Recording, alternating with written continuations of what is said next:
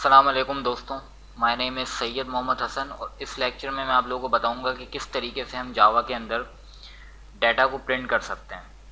तो इस लेक्चर के लर्निंग ऑब्जेक्टिव्स हैं that know how to display data on the screen. तो आप इस लेक्चर को पढ़ने के बाद ये समझ जाएंगे किस तरीके से आपको डिस्प्ले करना है डाटा स्क्रीन पे, और जावा के स्ट्रिंग लिटरल्स के बारे में आप पढ़ेंगे कि जो कि यूज़ होते हैं मैसेजेस को क्रिएट करने के लिए, जो कि आप मुख्तलिफ एप्लीकेशन में देखते होंगे जावा की।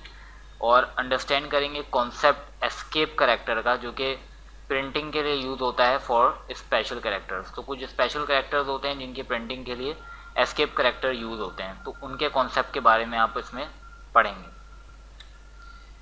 तो सबसे पहले Java basics for printing data. System.out. When creating applications for desktop computers, Java defines an object called System.out which correspond to the computer's console. जब एप्लीकेशंस हम बनाते हैं डेस्कटॉप कंप्यूटर्स के लिए तो जावा जो है एक ऑब्जेक्ट डिफाइन करता है जिसको कहते हैं System.out, जो कि कंप्यूटर के कंसोल को डिफाइन करता है, which correspond to the computer console. Anything printed to System.out get displayed on the computer screen. तो जो भी चीज़ हम प्रिंट करते हैं System.out में वो फिर डिस्प्ले कर देता है कंप्यूटर स्क्रीन पे Java. Printing to the screen of an Android device is a bit more complicated. So for this MOOC we have defined an object called out that will act similar to System.out. तो Android device में print करना उसकी screen पे वो थोड़ा सा complicated है, तो इसके लिए हमने एक मैंने ऑब्जेक्ट डिफाइन किया है जिसका नाम है आउट, जो कि क्या करेगा, सेम टास्क परफॉर्म करेगा System.out, जो कि जब हम डेस्कटॉप एप्लीकेशंस में बनाते हैं जावा के अंदर प्रोग्राम्स तो उसमें हम कंसोल पे प्रिंट कर सकते हैं मैसेज को बाय यूजिंग System.out ऑब्जेक्ट। तो printing to the screen, out dot print line whatever you want to print. तो out is an object for sending output to a text box on the Android screen. तो out क्या है, एक object है जो कि क्या करता है, सेंड कर रहा है output to a text box जो कि एंड्रॉयड स्क्रीन पे मौजूद है। Print line is a method to print whatever is in the parenthesis to the screen. तो प्रिंट लाइन क्या है, एक मेथड है जो कि प्रिंट करेगा जो भी हम यहाँ पे इस कोटेशन मार्क के अंदर जो भी हम वैल्यू, जो भी मैसेज हम पास करेंगे इसमें, ये उसको एंड्रॉयड स्क्रीन पे जो टेक्स्ट बॉक्स है उस पर आउटपुट कर देगा। Now let's look an earlier example one more time.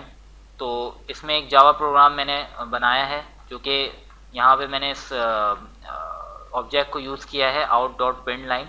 तो बेसिकली जब मैं इसको एग्जीक्यूट करूँगा तो इसका आउटपुट आएगा हेलो वर्ल्ड, क्योंकि हेलो वर्ल्ड जो है वो प्रेजेंट है inside the parenthesis of the print line method.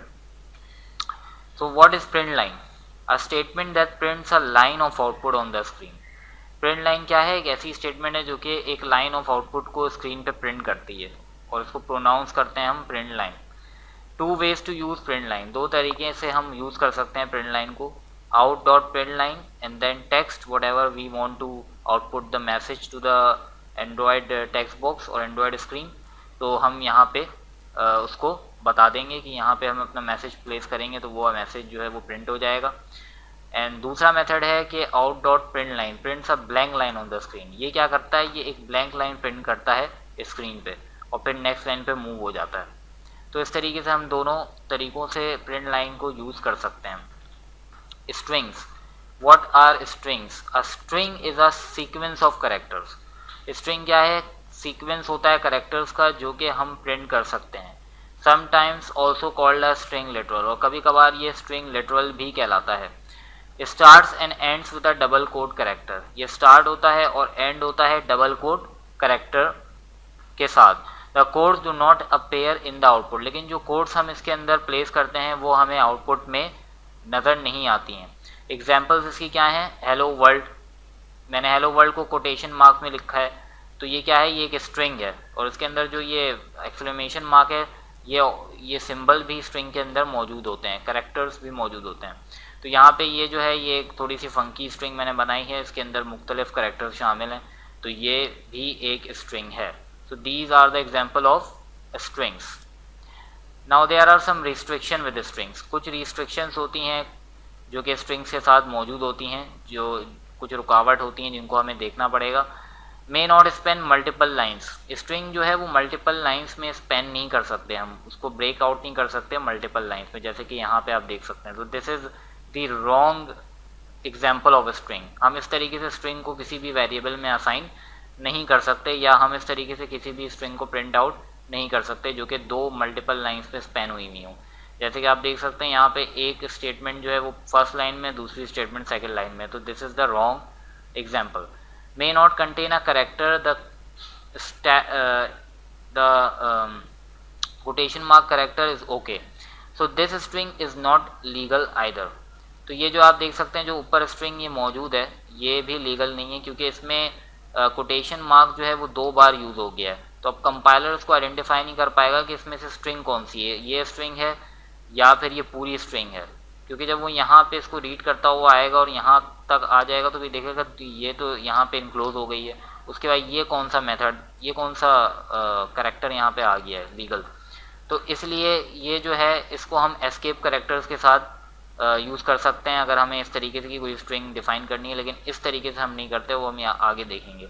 तो यहाँ पे आप देख सकते हैं कि जो ये सेकंड स्टेटमेंट है ये ठीक है, अगर मैं यहाँ पे ये सिंगल कोटेशन मार्क यूज़ करूँ तो this is okay. Alright, now what are escape characters. Escape characters क्या होते हैं, तो हम किस तरीके से प्रिंट कर सकते हैं जावा को, जो कि रेफर करता है to a language. The compiler needs to be told that the quotation marks in this case do not signal the start or end of a string। तो हमें ये बात बतानी पड़ेगी कंपाइलर को कि कोटेशन मार्क्स जो हैं इस केस के अंदर वो सिग्नल नहीं करती स्टार्ट और एंड ऑफ अ स्ट्रिंग को, क्योंकि कंपाइलर तो ये समझता है कि अगर मैंने कोटेशन मार्क यहाँ पे दिया है तो ये एक स्ट्रिंग है, सो जावा इज़ अ स्ट्रिंग। लेकिन हमें ये बात बतानी है कि हमें ये पूरा प्रिंट करना है as it is with quotation mark compiler को। सो इसके लिए हम क्या यूज़ कर सकते हैं, इसके लिए हम यूज़ कर सकते हैं एस्केप करेक्टर्स, जैसे कि मैंने यहाँ पे ये यूज़ किया हुआ है। सो ये मैंने क्या किया, यहाँ पे लिखा आउट डॉट प्रिंट लाइन, फिर कोटेशन मार्क और फिर बैक स्लैश और फिर कोटेशन मार्क और फिर जावा, फिर दोबारा बैक स्लैश और फिर कोटेशन मार्क। तो ये जो बैक स्लैश और कोटेशन मार्क है यहाँ पे और यहाँ पे, ये सिर्फ इसलिए है ताकि मैं ये जावा जो है विथ कोटेशन मार्क प्रिंट कर सकूँ, ठीक है। और ये क्या कहलाता है, ये कहलाता है एस्केप करेक्टर। ऑलराइट, तो हमें एस्केप करेक्टर्स इंक्लूड करने होते हैं अपनी स्ट्रिंग में, ताकि हम जो है कोटेशन मार्क्स को प्रिंट आउट करवा सकें और कंपाइलर को ये बता सकें कि ये जो कोटेशन मार्क है ये हमें प्रिंट करवानी है। तो इसलिए एस्केप करेक्टर्स जो हैं वो यूज़ होते हैं। So escape sequences, an escape sequence is a combination of characters used to represent certain special characters within a string। जैसे कि मैंने अभी आपको एक बताया कि escape sequence क्या है, कॉम्बिनेशन होते हैं कैरेक्टर्स के जो कि रिप्रेजेंट करते हैं certain special characters within a string। जैसे कि अभी मैंने एक यूज़ किया है यहाँ पे, ये कोटेशन मार्क का कैरेक्टर है, और अगर मुझे बैक स्लैश प्रिंट कराना है तो मैं बैक स्लैश के लिए डबल बैक स्लैशेस यूज़ करूँगा। मुझे अगर टैब कैरेक्टर प्रिंट करवाना है तो बैक स्लैश टी, अगर मुझे न्यू लाइन करेक्टर प्रिंट कराना है तो backslash n. So it will move to a new line, it will print a new line basically. So these are the escape sequences. Each escape sequence is treated as a single character. हर escape sequence जो है वो treat होती है एक single character के तौर पे, even though it is written with 2 symbols.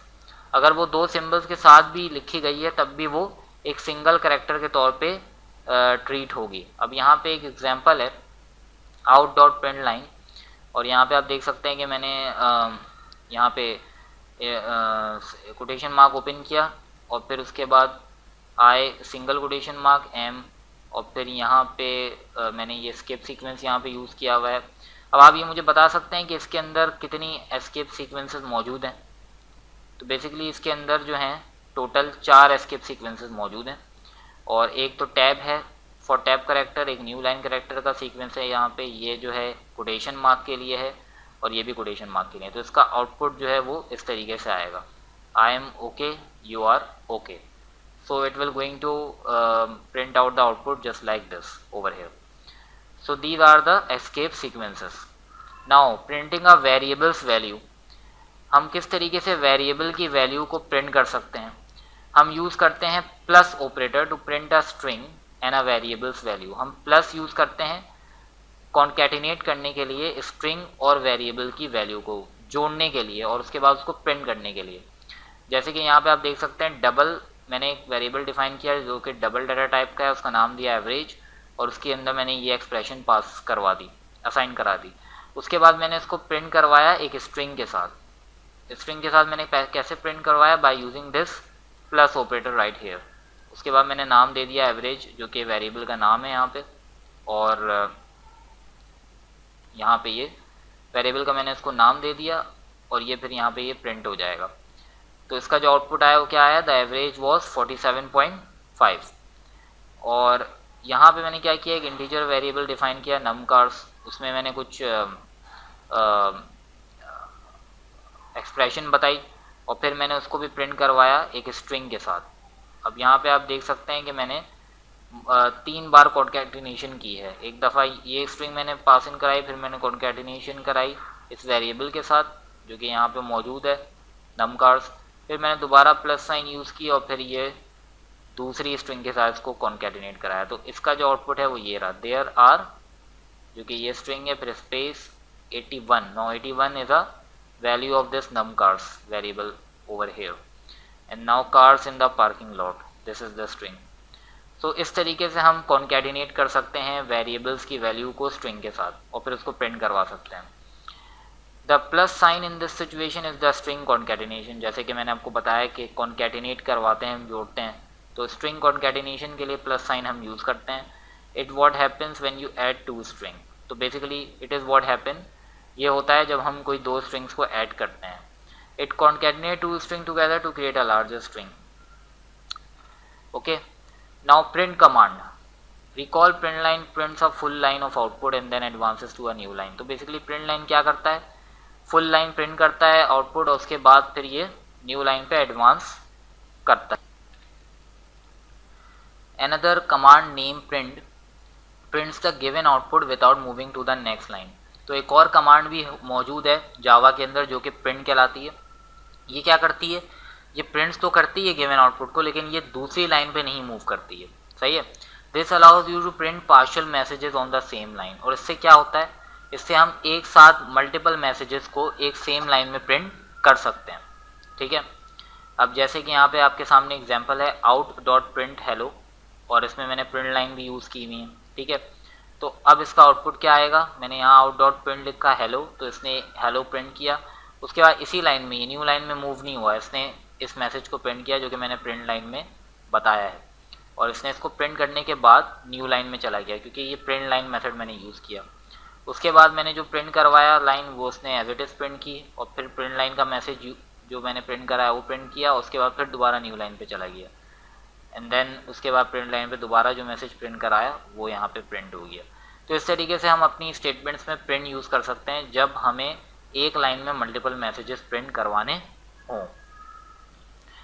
इसके बाद प्रिंट एफ फंक्शन होता है, ये क्या करता है, ये एक कमांड है जो कि an advance command for printing formatted text. ये क्या कमांड है, ये फॉर्मेटेड टेक्स्ट को प्रिंट करती है, यानी जो स्ट्रिंग हमने फॉर्मेट किया वो। अब हम किस तरीके से फॉर्मेट कर सकते हैं स्ट्रिंग को, हम कर सकते हैं format string contains place holder. Format string के अंदर क्या मौजूद होता है, प्लेस होल्डर्स मौजूद होते हैं जो कि पैरामीटर से रिप्लेस होते हैं। जैसे कि यहाँ पे आप देख सकते हैं %d, ये क्या है, ये एक इंटीजर है।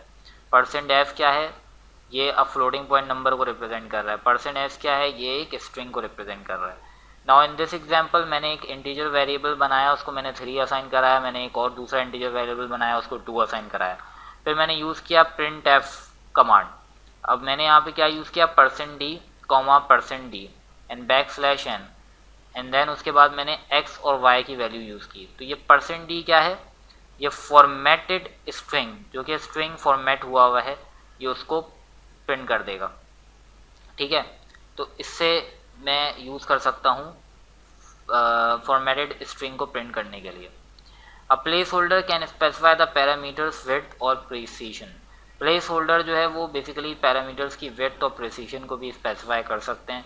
जैसे कि यहाँ पे मैंने दिया 8d, %8d, तो ये क्या है, एन इंटीजर है ये, जो कि 8 कैरेक्टर्स वाइड होगा और राइट अलाइंड होगा।